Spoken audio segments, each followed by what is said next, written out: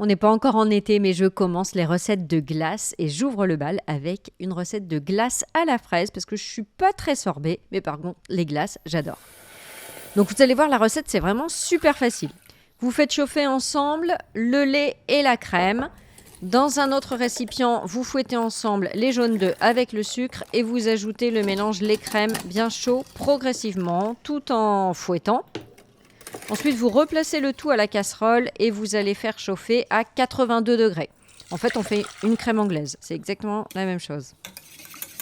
Je vous mets toutes les quantités et tout le matériel que j'utilise en description de la vidéo. Quand vous êtes à 82 degrés, surtout, il ne faut pas faire bouillir, hein, sinon vous allez faire cuire les œufs. Donc à 82 degrés, vous versez dans un récipient, vous filmez au contact et vous placez au réfrigérateur.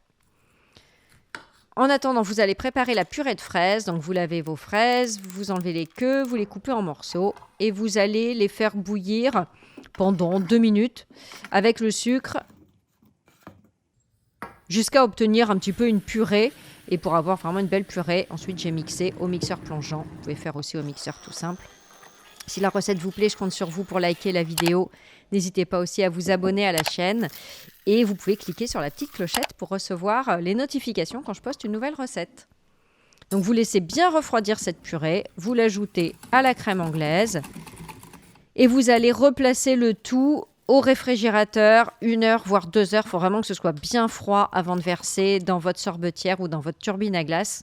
Moi, j'utilise une turbine à glace. L'avantage, c'est qu'elle produit elle-même le froid. Donc, il n'y a pas besoin de laisser la cuve toute une nuit au congélateur. Je peux m'en servir directement.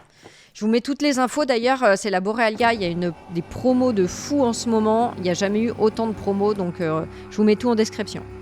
Donc, je l'ai faite foisonner 30 minutes. Regardez déjà, elle a doublé de volume, la glace. Incroyable.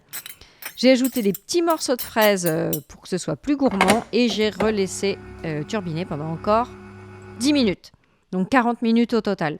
J'avais vraiment une belle texture. Regardez un peu cette glace. Elle est magnifique. Donc, soit vous la mangez tout de suite. Et si vous voulez former des jolies boules, je vous conseille quand même de la mettre dans un bac à glace ou vous pouvez laisser dans la cuve, hein, et de la laisser pendant 2 heures au congèle. Parce que là, elle est un petit peu trop molle pour faire des boules. Alors moi là, j'ai pas mis de stabilisateur parce que je n'en avais plus tout simplement. Mais si vous voulez garder votre glace pendant plusieurs semaines et qu'elle reste bien molle, il faudra rajouter du stabilisateur. Donc ça, vous le mettez en même temps que le sucre. Je vous explique tout en description sous la vidéo. Et voilà, regardez le résultat. Elle est super belle, c'était vraiment délicieux. Et si vous avez des idées ou des envies de parfum de glace dont vous aimeriez avoir la recette, dites-le moi en commentaire. À bientôt, ciao.